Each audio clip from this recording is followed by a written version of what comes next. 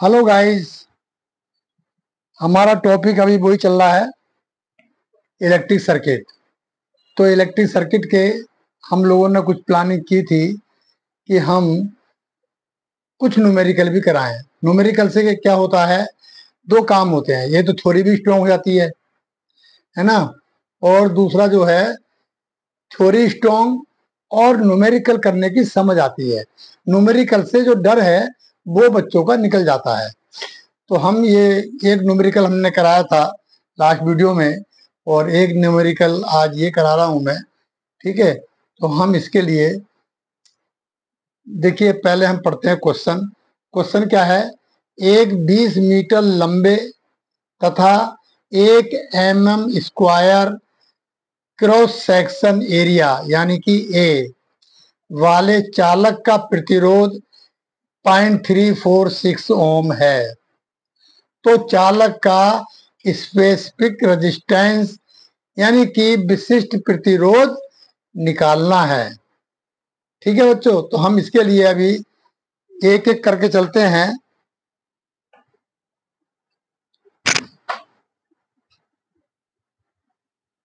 हाँ, तो बच्चों हम क्या करेंगे, जो इसके पैरामीटर्स हैं पहले हम इनको लेते हैं।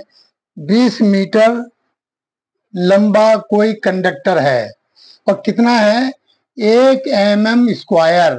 1 mm² कितना पतला होता है आपको पता होगा, कि जो हम ज्यादातर दिवाली पे लड़ी वगैरह में इस्तेमाल करते हैं वो 1 mm का ही होता है, 1 या 1.5 mm का, इससे ज्यादा नहीं होता है।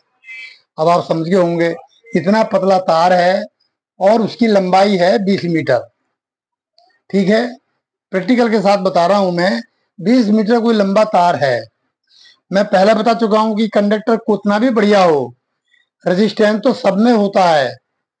वो अलग बात है, किसी में कम किसी में ज्यादा होता है। ठीक है, तो उस 20 मीटर लंबे और 1 mm² क्रॉस सेक्शन एरिया वाले तार का जो रेजिस्टेंस है वो है 0.346 ओम। तो हमें चालक का स्पेसिफिक रेजिस्टेंस क्या होगा ये निकालना है। इस सबसे निकालने से पहले हमें ये देखना होता है, एक तो स्पेसिफिक रेजिस्टेंस का फार्मूला क्या है, एक बात। दूसरा, ये क्या है, 20 मीटर क्या है, यानी कि ये क्या है, लंबाई है। हम क्या करेंगे, इसको हम बोल देते हैं इसके लिए एल। एल कितना है हमारा, 20 मीटर। मैं शॉर्ट में लिख रहा हूं एम। ठीक है बेटा, समझ जाना। 20 मीटर है। क्रॉस सेक्शन एरिया यानी कि ए, ये मैंने लास्ट वीडियो में बताया था, मैं कैपिटल में लिख रहा हूं बोर्ड की वजह से, ताकि थोड़ा दूर से दिखाई दे। ये कितना है, 1 mm²।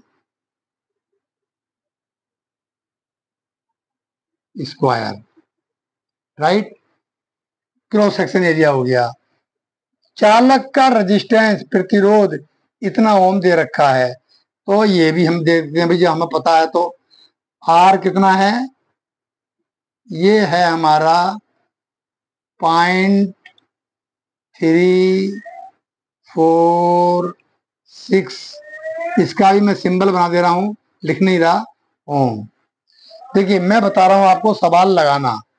सवाल को देख के कभी घबराए ना, उसकी एक एक चीज लेके अब इस तरीके से सीक्वेंस में लगाएंगे तो धीरे धीरे लगने लगेगा, अरे ये तो बड़ा आसान है, इसको मैं यूं कर दूंगा चुटकी बजा के। ठीक है, तो हम ये बताना चाह रहे हैं, बड़े आराम से शालीनता के साथ इसे आप लगाएं।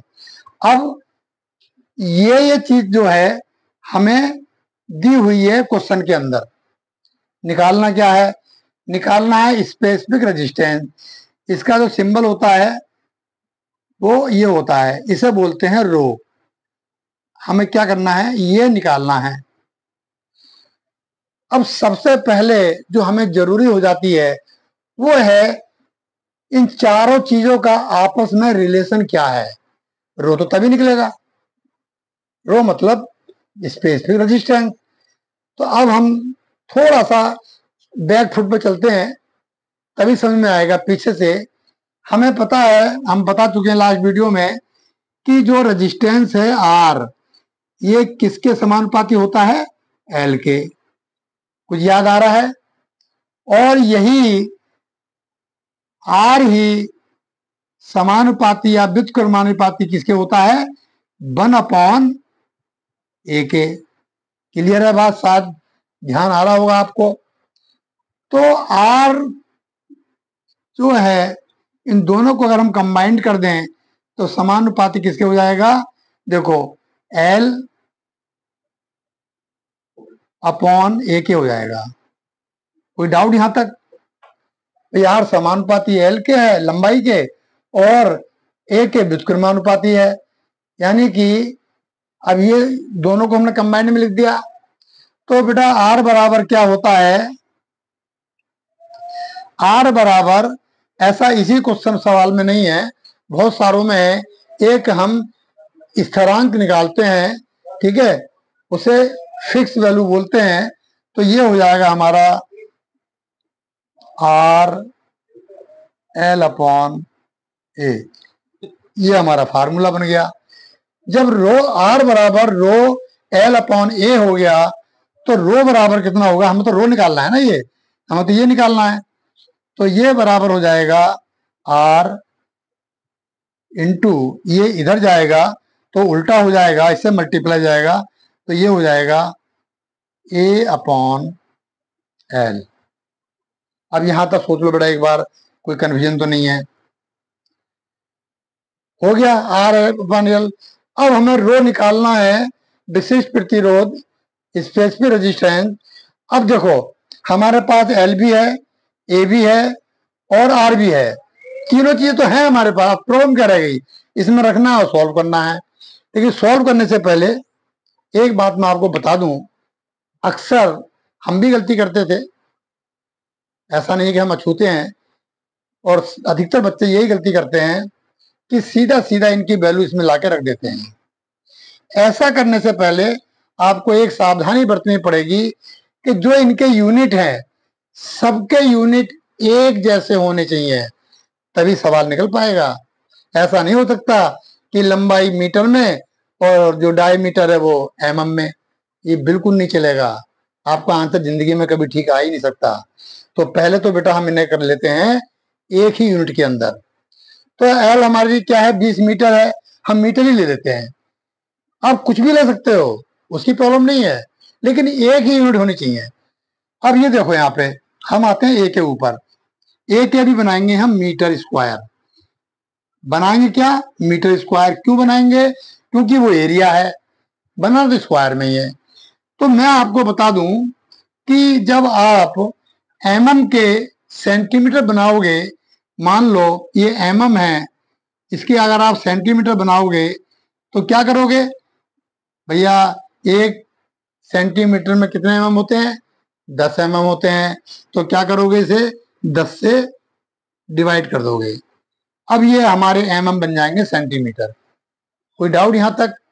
लेकिन यहाँ पे क्या है? एमएम स्क्वायर है, एरिया है, तो हम क्या करेंगे? इसको सेंटीमीटर स्क्वायर बनाएंगे। ये तो सेंटीमीटर बन गया ना, और तो यहाँ बन जाएगा, हम 10 से इसे मल्टीप्लाई और कर देंगे, डिवाइड कर देंगे 2 बार। ठीक है, ये हो गया। अब हमारे ये बन गए सेंटीमीटर। सेंटीमीटर के मीटर बनाने के लिए क्या करोगे आप? 100 से डिवाइड करोगे, राइट। अच्छा, एक चीज और है, हम किसी चीज को, किसी एक को या तो 100 से डिवाइड करें, 100 का मतलब 10 भी है, कुछ भी है, या फिर एक को 1/100 से मल्टीप्लाई कर दें। एक ही बात है दोनों की। तो वही मैं यहाँ लागू कर रहा हूँ, इसलिए मैं समझा रहा हूँ इसे। इसलिए इसको क्या करेंगे हम? सेंटीमीटर के बनाने हमें मीटर, तो हम क्या करेंगे? इसे 100 से भाग कर देंगे। मैंने बता दिया था कि हम मल्टीप्लाई कर रहे हैं 1/100 से, तो एक ही बात है। लेकिन ये भी स्क्वायर मीटर में आना है, तो बेटा एक बार इसे और कर देंगे। ठीक है, अब ध्यान से देखो जरा, यहाँ पे 2 जीरो इसमें, 2 जीरो इसमें, और 2 जीरो ये हो गए, 2 4 6 हो गए। तो हम इसे लिख सकते हैं 1/10⁶ ये हो जाएगा हमारा मीटर स्क्वायर। यहां तक क्लियर है बात? मैं ये बता रहा हूं आपको, इस तरह से निकालना, आपकी प्रैक्टिस हो जाएगी अगर आपको आता भी है तो। ठीक है, अब ये तो ऐसा हो गया, नीचे 1/10⁶ हो गया।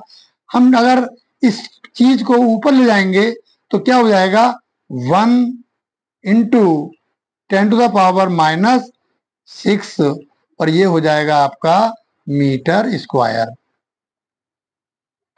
हमें क्या करना था, यहाँ पे यही निकालना है।